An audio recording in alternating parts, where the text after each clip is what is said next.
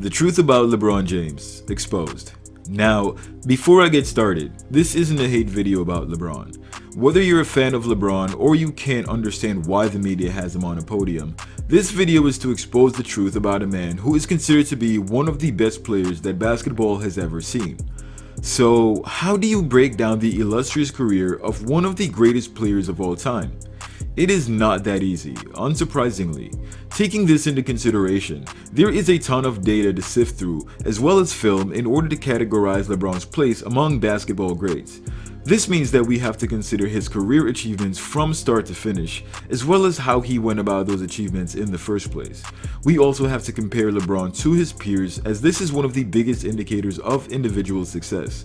A lot of people tend to try to compare across eras, but we'll discuss why this isn't ideal, as well as why it's that much more difficult to separate oneself from their idols and the next generation of players in subsequent eras of basketball. So, where does that leave LeBron with respect to current players, and what does it mean for him with regards to those we consider legends of the sport? I'll talk about that and more in today's video, so let's get to it. Hey, what's happening everyone? This is Swish. Quick reminder, if you sub to my channel for the live streams, they are now over on Swish Culture Streams. That's the name of the channel, Swish Culture Streams. The link is in the description below, so don't forget to check that out for live post-game discussions and interaction, as people all over the country, even my college campus, would talk about LeBron non-stop. For sure, the expectations were set and they were high. After all, the sport had just lost their greatest asset in Michael Jordan, and the NBA needed a new face. It was the perfect storm, which fueled the viral movement that much more. His first year in the league, LeBron won the Rookie of the Year title, averaging 20.9 points per game, 5.5 rebounds, 5.9 assists, shooting 29% from 3. And 42% from the field in 39.5 minutes per game, plus 5.1 win shares, which is the number of wins he contributed to the team. The Cavs finished that year with a 35-47 record in the East, with LeBron playing 79 of those games. The next three best players on his team all averaged 15.5, 15.3, and 15.3 points per game. It seems LeBron was set to take the league by storm and ascend to the throne as the best player the NBA has ever seen. Not so fast. You see, there was one other player drafted in the same year as LeBron. These are his stats: 21 points per game, 6.1 rebounds, 2.8 assists, shooting 33% from 3, 43% from the field in 36 minutes per game, and 6.1 win shares. The Nuggets finished that year with a 43-39 record in the West, with this player playing in 82 of those games. The next three best players on his team all averaged 14.8, 14.2, and 11.8 points per game. All I will say is this, that when old media analysts put their reputation on the line, they'll do anything to ensure that they drive that narrative. The player with those stats I just mentioned is Carmelo Anthony. You can draw your own conclusions about the Rookie of the Year title. The next significant event was the 2006 NBA Championships, won by the Miami Heat. What's the significance of this, you might ask? Well, that Heat team was led by none other than another draftee in the 2003 NBA Draft, Dwyane Wade. After knocking off the Detroit Pistons, a team fresh off a finals run and on their fourth of an eventual 6 conference finals appearances, Wade carried the Miami Heat to a devastating comeback against Dirk Nowitzki's Dallas Mavericks after being down 2-0 in the series.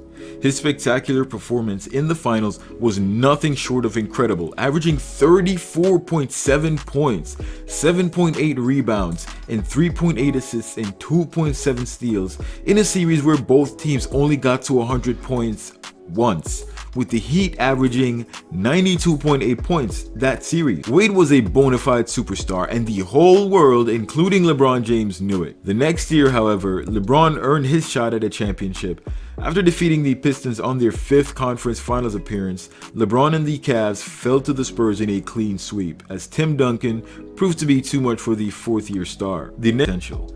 Both he and Chris Bosh, whom was selected 4th by the Raptors in the class of 2003, along with LeBron and Dwyane Wade, joined former champion Dwyane Wade on the Miami Heat. The Miami Heat became the instant favorite to win the title, featuring 3 top 5 draft picks in their prime. The team could not be more stacked. They went immediately to the 2011 NBA Finals and annihilated the Dallas Mavericks, seeing how Dwayne Wade did it on his own just 3 years into the league. Except that didn't happen. The Dallas Mavericks, led by Nowitzki, who were beaten 5 years ago by Dwayne Wade, trounced the Heat with their multiple All-Star / All-NBA players. LeBron averaged 17.8 points, 6.8 assists, and 7.2 rebounds that series. D-Wade averaged 26.5 points, 7 rebounds, and 5.2 assists. When it came to Wade, LeBron did what all of us would do if we were suddenly thrust on the basketball court with a champion, and that is to sit back and watch in amazement. Dallas came away with a 4-2 win and the championship, while sending the Heat back home to retool.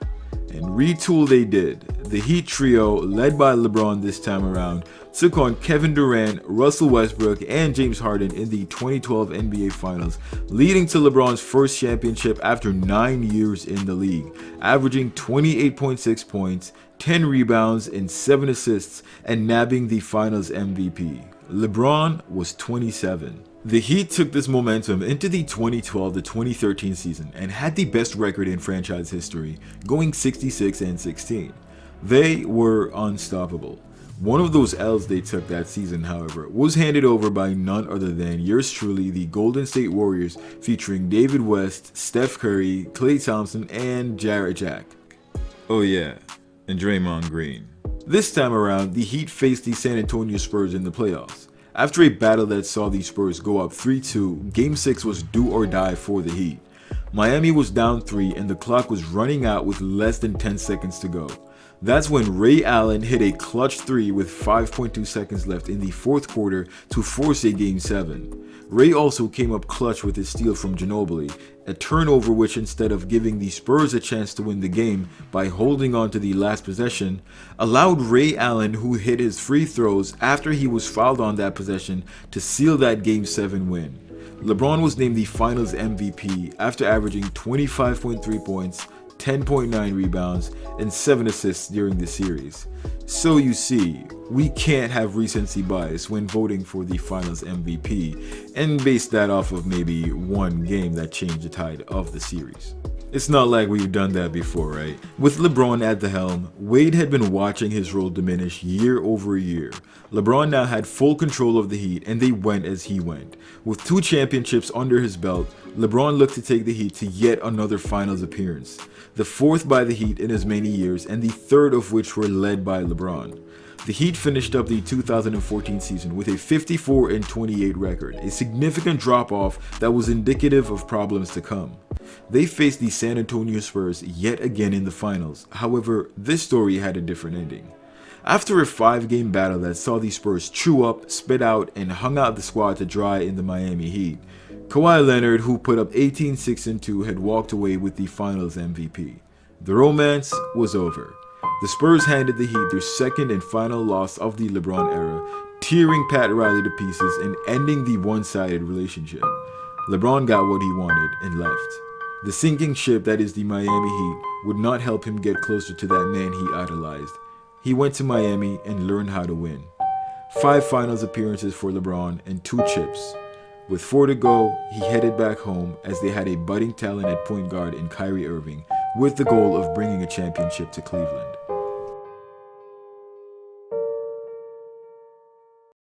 What was about to happen, however, was unprecedented. A few years ago, LeBron had spotted a talent in college that would surely make a name for himself one day. That same talent just began his inevitable rise in the NBA, and this year was his year. Stephen Curry stepped center stage, groomed by the toughness of the Western Conference, along with Klay Thompson and man in between Draymond Green. Steph Curry was a lightning rod that sparked a revolution in the Golden State Warriors and the entire league. As LeBron witnessed the comeuppance of the Warriors from the East, he wondered what this meant for him and his future. Along with Kyrie, LeBron loaded up his weapon systems, amassing shooters and players that would mainly occupy the perimeter. The lanes were his and his alone, except for Mozzie and Tristan Thompson. I mean, His last name is Thompson, and all the Thompsons I know could shoot, so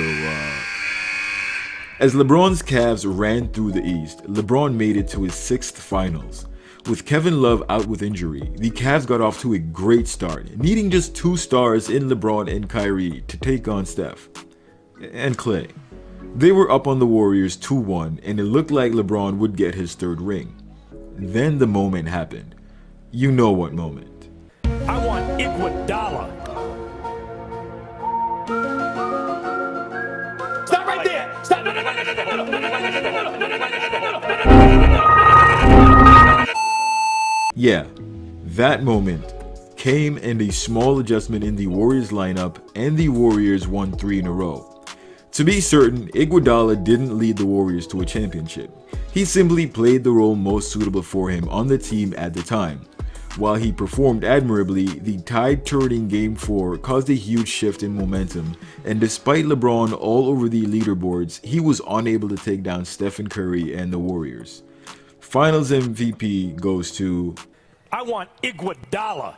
But we all know where that trophy belongs. The following year, LeBron ran it back with his boys, but not only were the Warriors better this year than last, they just set a new NBA record for wins in a season, and the prospects looked bleak.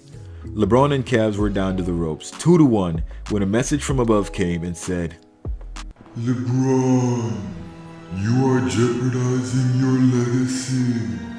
If you continue down this path of losing, God? You will never be as good. Is that you? So, what do I do? I don't know what to do. Draymond is the problem, but he is also the solution. Hey, quit talking parables, man. What do you mean? What are you talking about? If Draymond wasn't playing, you would win. What you saying, man? What should I take him out or something? You know I could get booted from the game if I foul him too hard. Then that's it for Cleveland. No, LeBron, you idiot. Let Draymond hit you. You're not making no goddamn sense, God. I'm about to turn the channel on you right now. Listen, LeBron. In tomorrow's game, when Draymond falls to the ground, make sure you walk over him and let him see your balls. Let him see my what? Your balls, LeBron. Let him see your balls. What's that gonna do? You'll see, my son. Good luck, LeBron. The very next game, after a hard screen by Draymond, LeBron knocked over the money non-shot maker and proceeded to walk over Draymond. As Draymond saw his balls, he retaliated in typical Dre fashion, awarding LeBron's groin a fistful of action. The two almost got into it, however the Warriors bore the worst of it, as following the incident, Dre was assessed a flagrant foul and was suspended for the following game. Despite the Warriors being up 3-1, the Cavs were not to fear. They won Game 5, Game 6, and 7, despite Green's return and heroic efforts in Game 7. LeBron had secured his 3rd ring, averaging 29.7 points per game, 11.3 rebounds, and 8.9 assists to go along with the Finals MVP trophy. He was halfway there. But, and though it seemed distant, if he keeps this up, he should be able to handle the Warriors and get to his goal. That thought was short-lived as Kevin Durant, having yet to win a title, decided to play for the Golden State Warriors. With such a big free agent signing, what was LeBron to do? LeBron and the Cavs were thumped twice in a row by the Warriors, as Steph was able to get 3 chips in the same vein as Dwayne Wade, and Kevin Durant gaining 2 chips in the same vein as LeBron. With Kyrie having left LeBron to go run his own team, and LeBron no longer having the talent surrounding him that he needed to beat the Warriors, LeBron headed out west. This time, to wear the Lakers jersey for a team that was bombed out and depleted. The Lakers had a young core with promise, and this was the perfect way to make a push as he rides out the last few years of his career. He should easily win 3 rings with this promising core. They didn't even make the playoffs. Clearly, LeBron needed drastic changes to gain drastic results, and as such, the entire core was traded for a superstar talent in Anthony Davis. Davis had had enough of the Pelicans and demanded a trade, which after much heeing and hawing, saw him go to the Lakers after their non-showing in the 2019 playoffs.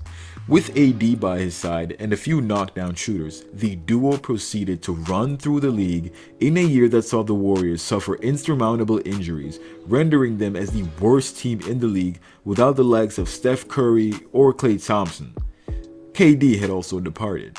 With the pandemic taking the forefront, LeBron, AD, and the Lakers had plenty of rest before the finals and came out strong. They made it to the finals and LeBron faced his once friend, now his nemesis, Pat Riley's Miami Heat. With injuries to the Heat, the Lakers managed to dispose of the Jimmy Butler-led squad in 6 games for his 4th title in 17 years.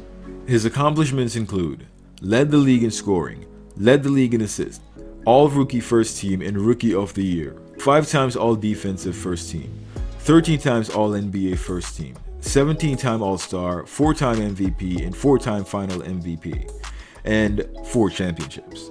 LeBron has had a long and incredible career, that's without a doubt. He's an all-time great player and will go down in history as one of the best to ever do it. He inspires a lot of people everywhere, from kids to adults, and no one can take that away from him. Having been uniquely placed right at the end of Michael Jordan's career to take the reins of the NBA, LeBron was in a different era. He's a mix of old and new school, with not enough time in either to really define his brand of basketball and separate it from the rest. Air Jordan defined basketball in the 90s. Kobe is the namesake of the 2000s, and Curry has been the 2010s. That aside, LeBron is most definitely one of the top 7 players of all times. And that's it for today's video. Do you think LeBron is a top 5 player, and where do you have him ranked? What do you think is his biggest achievement? Let me know what you really think in the comments below, and be sure to like the video and subscribe for more content. Till next time. A block so hard when it gets served. Call me Lonzo Ball, bitches get swerved. Usually I don't get down with these girls, but tonight it's on my mind, so I might eat these words. I just wanna